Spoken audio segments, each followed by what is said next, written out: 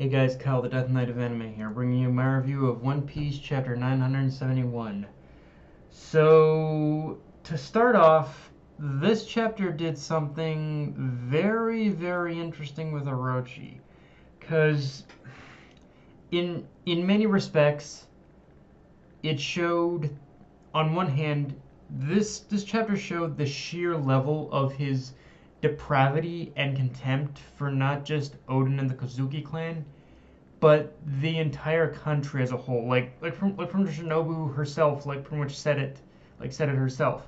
Like with pretty much with Orochi, he's basically on a mission in order to destroy all of Wano, and after that happens, he's probably gonna like pick up and after that, he's probably gonna pick up and leave with Kaido. Like that's pretty much their end game goal here is to completely destroy Wano. So and and yet despite that, like despite how like depraved, mad, and insane that sounds, when you look at Orochi's past, it's hard. It's it's not all that hard to sympathize with his reasoning either.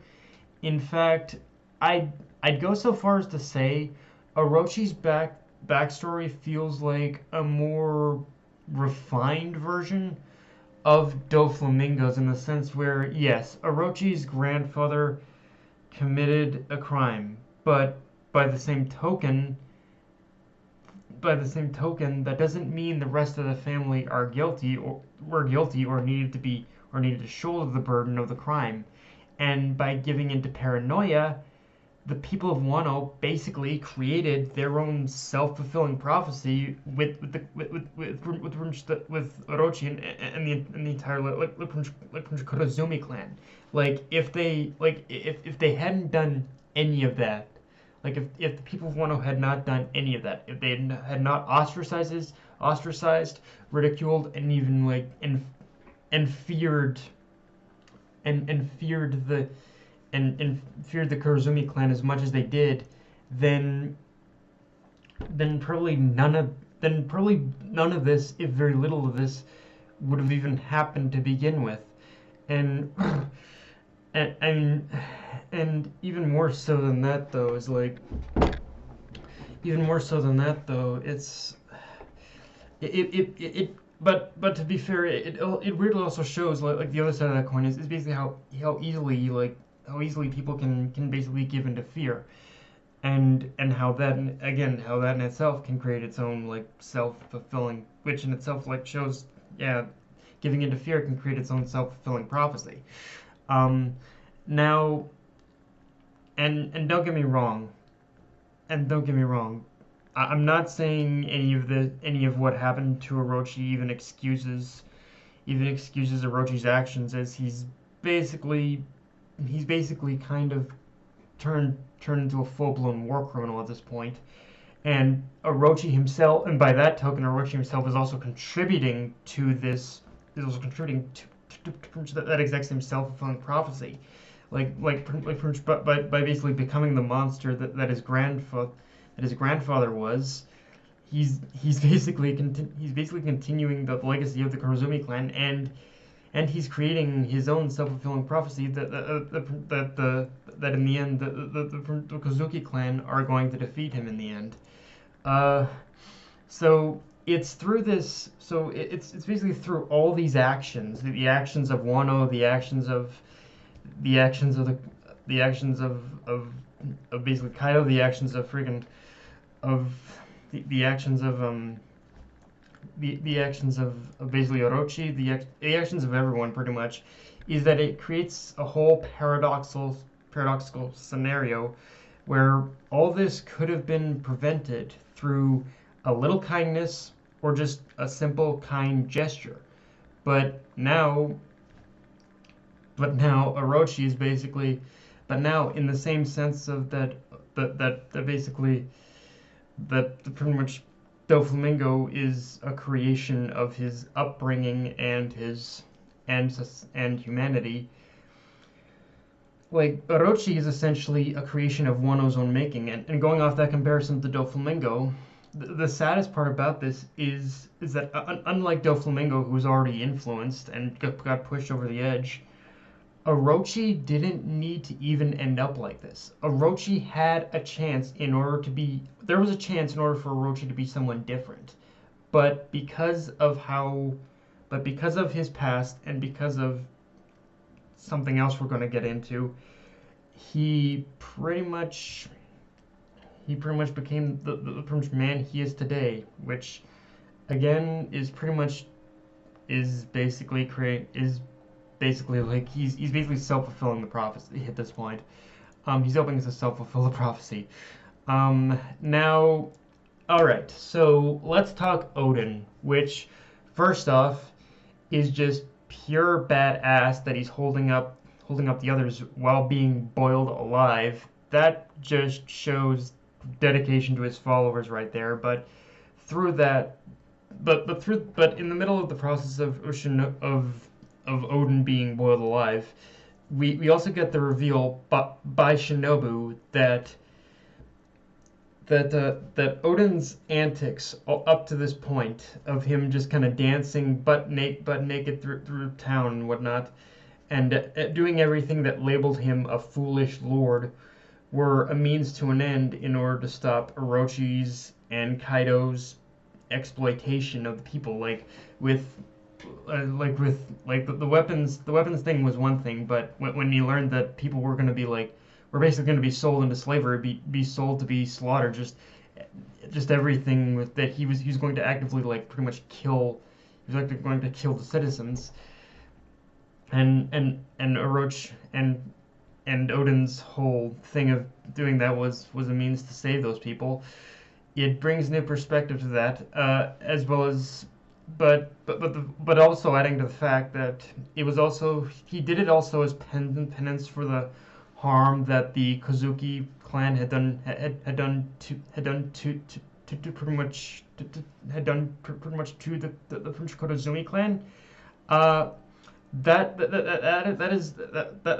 the interesting part of this, because the fact that he was also doing it as an apology to pretty much Orochi, it's one of those things where, again, but by pretty much Odin pretty much choosing to pretty much sacrifice his pride, his pride of who he is in order to show the safety of Wano, it shows he cares about the people. But at the same time, it shows just the fact that he had to resort to that in order to apologize to Orochi, shows how irresponsible Odin was, and how if Odin had just taken the time in order to learn of the history between the two families, a lot of this could have easily been prevented. And going off what I said before, if Odin had just extended a hand of kindness to Orochi, apologized publicly even for what the Kozuki clan had done to the Prince Kodazumi clan, and moved forward together with Orochi, teamed up with Orochi and become two, and ruled Wano together or something like that, then if he had done all of that, then it probably would have given Orochi some manner of peace of mind despite the goading from the elders. And even though there's no denying Odin was kind to Orochi, because Odin never really took the time to personally connect with Orochi and treat him as an equal or an individual, it only allowed the hate and contempt for the Kozuki in order to boil over inside of the hate, the contempt, all that. It boiled over inside of Orochi, and allowed him to. It gave him permission in order to act on the impulses of his family, of the impulses of his family legacy, pretty much. And yeah, it really didn't need to happen this way, but it's one of those things that just it didn't. None of it needed to happen, but it did, and all because of just one little mistake, honestly. Now maybe I haven't been paying attention properly, and someone will correct me. But considering Shinobu's declaration, I am having a hard time even more now believing the transition between now to the present that caused the utter contempt for the Kozuki clan.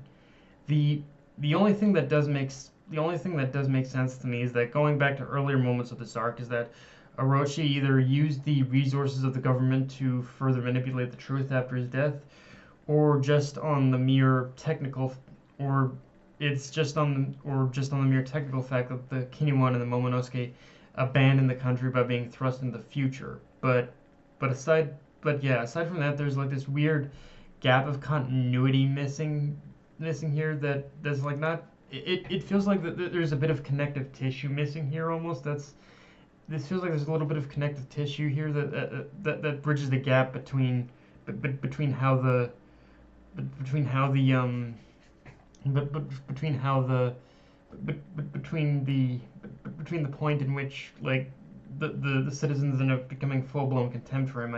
I guess the whole thing with him going butt naked is enough. But now that that's revealed of why, I'm having a hard time finding the connective tissue here. And maybe it'll be revealed next chapter, who knows.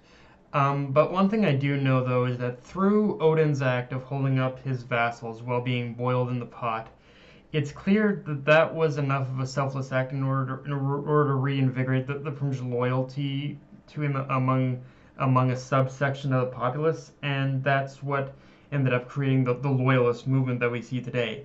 The ones that were hiding among the populace and waiting for the time to strike back against Orochi and Kaido. So so that in itself it shows how that one little moment, the one moment of Odin being executed in itself shows how the loyalist movement was created almost. All that aside, though, one thing I do got to talk about though is the artwork, specifically when Odin's being boiled alive, because it's only the beginning of the death by boiling execution, and already Oda has not disappointed with how graphic he's gotten with, which only makes me wonder how much more graphic this is gonna get. But either way, I'm already seeing the end. Like, it's one of those things where I'm enjoying it immensely already in the manga with how graphic he's getting with this. But at the same time, it makes me wonder, how is the anime gonna have? The anime is definitely gonna have a little bit of a tough time with this one, I think. But yeah, guys, that's my review. If you enjoyed the video, like, comment, subscribe. Follow me on Twitter, Facebook, and Mr. Control. That night of anime, signing off.